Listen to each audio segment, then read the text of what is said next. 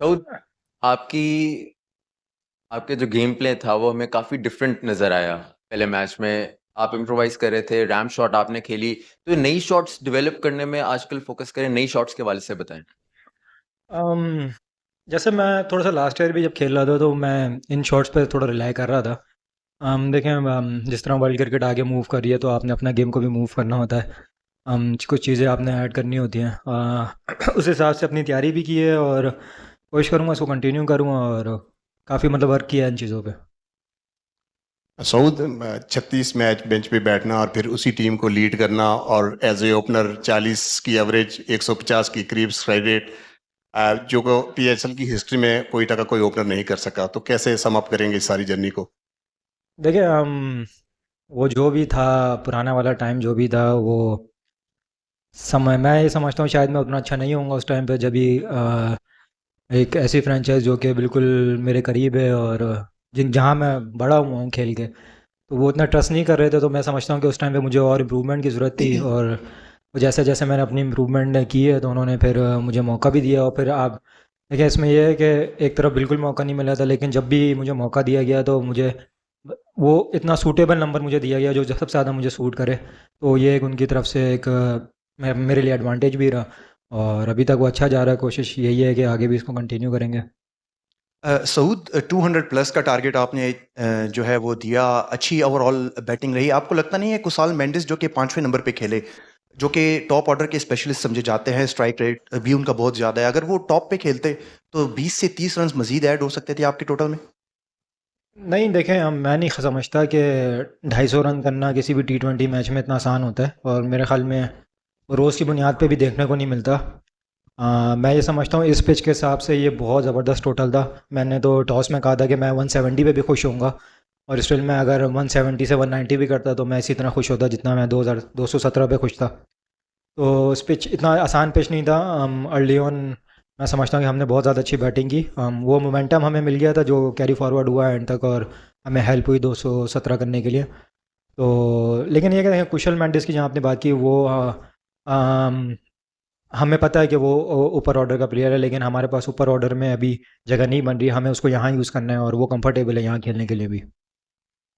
अ, जीत हमेशा से कॉन्फिडेंस देती है और ऐसा पहले भी हम देखते आए हैं। कोयडा ग्लैडिएटर्स के आगाज़ के मैचेस बहुत अच्छे होते हैं, बाद में फिनिशिंग नहीं हो रही। इस मोमेंटम को बरकरार रखेंगे जो फाइनल सेमीफाइनल्स ज़्यादा इम्पोर्टेंट होते हैं। डेफिनेटली पहले परफॉर्म करेंगे तो आगे जाएंगे, लेकिन मोमेंटम आखिर में जाके आपका कुछ शेकी हो सकता है। इसमें क्या प्लान किया है इस बार आपने, क्योंकि 10वां एडिशन? देखिए कोई भी जो इतना लॉन्ग फॉर्मेट वाला टूर्नामेंट होता है ना, उसमें आपकी बहुत अच्छी बात है कि ये बहुत इंपॉर्टेंट होता है कि आप जो ना कंटिन्यूसली अच्छी क्रिकेट खेलें और अपनी एनर्जी को बचा के रखें अपने लेटर ऑर्डर में जो आपके गेम्स आने हैं उसके लिए। लास्ट ईयर भी जो है अनफॉर्चुनेटली हमारे एक दो प्लेयर्स अवेलेबल नहीं थे हमें बिल्कुल क्वालिफायर से पहले। फिर एक दो इंजरीज भी हुई थी चीज़ें, फिर रमज़ान भी आ गए थे। तो मैं इस चीज़ को बहुत मेरे लिए इम्पोर्टेंट है और मैं इस चीज़ पे बहुत ज़्यादा फोकस करता हूँ कि मैं कोशिश करूँगा कि अपनी टीम को इस तरह खिलाऊँ या इस तरह लेके चलूँ कि मुझे आखिरी वाले हिस्से में ना इतना मुश्किल ना हो। लेकिन पहले तो यही आपने ठीक कहा कि अम, पहले अपने आप को सिक्योर करेंगे, फिर इसके हिसाब से फिर देखेंगे कि हम हमारी एनर्जी लूज़ नहीं हो जब तक हम क्वालिफायर तक जाएँ। बाबर आजम की विकेट ऐसा लग रहा था कि आपका और आमिर का कोई खास गेम प्लान था जिस तरह उनको आपने आउट किया। किस पे बताइएगा। और दूसरा, आपके ओनर ने एज अ सीनियर मैनेजर आपका डग आउट ज्वाइन किया है, तो उनकी डग आउट में मौजूदगी को कैसे देखते हैं? अम, बाबर आजम से रिलेटेड आमिर भाई के अपने प्लान्स थे। क्योंकि हमें पता है कितना ग्रेट वो बैट्समैन है, तो वो खड़े हो जाते हैं तो और साइम के साथ अगर वो पार्टनरशिप करते हैं तो वो हमारे लिए मुश्किल होती। आमिर भाई के अपने प्लान्स होते हैं। मैं ज़्यादा उसमें नहीं इनपुट डालता अपना। इतना एक्सपीरियंस है उनको, मेरी तो फिर काम आसान हो जाता है। तो ये है कि वो उनके अपने प्लान्स थे। और जहाँ तक आपने नदीम भाई की बात की, नदीम भाई इटसेल्फ अगर आप कराची में किसी भी क्रिकेटिंग लोगों से बात करें तो उनको थोड़ा सा क्रिकेट की नॉलेज है और उनको अच्छा लगता है डग आउट में टाइम गुजारना। तो उनका काफ़ी शौक भी है। तो वो हमारे लिए खुशाइन बात है। वो हमारे साथ हैं और उनको बहुत क्रिकेट की नॉलेज है, तो उनकी नॉलेज से भी अगर कोई हमें फ़ायदा मिल सकता हो तो हम ज़रूर लेंगे।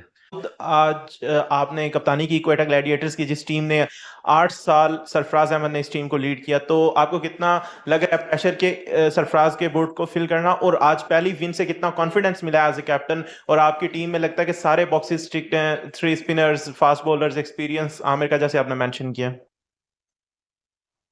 देखें कप्तानी अभी सिर्फ जो है वो मैं अभी पाकिस्तान टीम की नहीं की है और ये PSL लेवल पे नहीं की हुई थी। उसके अलावा मैं मेरे ख्याल में हर जगह कप्तानी कर चुका हूँ, तो अभी एक चीज़ आती है, थोड़ा बहुत काम कर लिया उस पर, तो इतना ज़्यादा उसमें प्रेशर नहीं था ऑनेस्टली बताऊँ। और जहाँ आपकी इतनी ज़्यादा एक्सपीरियंस टीम हो, जहाँ जहाँ सबको अपने रोल्स पता हों और काफ़ी चीज़ें सेटल हों, तो उसमें इतना ज़्यादा प्रेशर वाली बात होती नहीं है। सैफी भाई ने इस टीम के लिए कप्तानी की है और उनके बाद अब मैं इसको आगे लेके जाने की कोशिश कर रहा हूँ, तो बस ये एंजॉय ही कर रहा हूँ इसमें।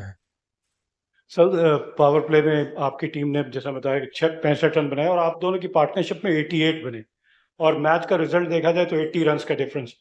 टूर्नामेंट आगे चलेगा तो ये net run rate, victory target margin जो है, ये कितना आपके लिए सूदमंद होगा?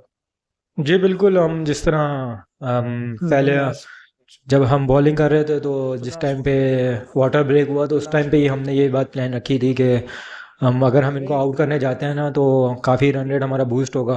तो देखें आखिर में जाके कहीं ना कहीं आपको ना रन रेट प्ले जो है वो टूर्नामेंट में ज़रूर आता है। तो इस चीज़ को हमने मद्देनज़र रखा था और अच्छी चीज़ ये हुई कि हमने उसको फिर कंप्लीट कर लिया, उनको ऑल आउट कर दिया। आपको लगता है कि शोएब मलिक प्लेइंग 11 में हैं, लेकिन ख्वाजा नाफिम की वजह से बाहर बेंच पे बैठे गए हैं? शोएब मलिक तो ऑलरेडी इंटरनेशनल क्रिकेट खेल चुके हैं, तो आपको लगता है कि थोड़ा सा ख्वाजा नाफिम को उस वजह से चांस नहीं मिल पा रहा? जी बिल्कुल, आप ठीक कह रहे हैं। और जिस तरह अभी किसी भाई ने कुशल मेंडिस की बात की थी, तो ख्वाजा नाफे भी अनफॉर्चुनेटली ऊपर नंबर के लिए ना ज़्यादा सूटेबल हैं, और मैं पर्सनली उनको बहुत ज़्यादा लाइक करता हूँ। मुझे पर्सनली उनसे बहुत ज़्यादा उम्मीद है, और कि वो इस टूर्नामेंट में अच्छा करे, तो वो पाकिस्तान के लिए ज़रूर खेलेगा। तो लेकिन जो हमारी टीम का भी कॉम्बिनेशन बन रहा है, क्योंकि हसन नवाज़ हमारे पास इमर्जिंग प्लेयर हैं, वो भी ऊपर खेलते हैं। मैं थोड़े टाइम से ओपन करना शुरू कर गया हूँ, तो मैं भी ओपन कर रहा हूँ। तो कुशल मेंडिस भी हमारे पास हैं, वो भी ऊपर खेलते हैं। तो कुछ फॉर्मेशन बनाने के लिए हमें ख्वाजा नाफे का सेक्रीफाइस करना पड़ा, क्योंकि शोएब भाई फिर जो है लेटर ऑन नीचे नंबरों पे खेलते हैं। तो ये एक बहुत अनफॉर्चुनेट चीज़ है कि वो बेचारा बाहर बैठा है। उसका दर्द है मुझे, लेकिन ये है कि फ़िलहाल अभी टीम के बेहतरी के लिए मुझे यही नज़र आ रहा है। Thank you Saud, and thank you everyone, तमाम दोस्तों का। इंशाल्लाह कल होपफुली मुलाकात।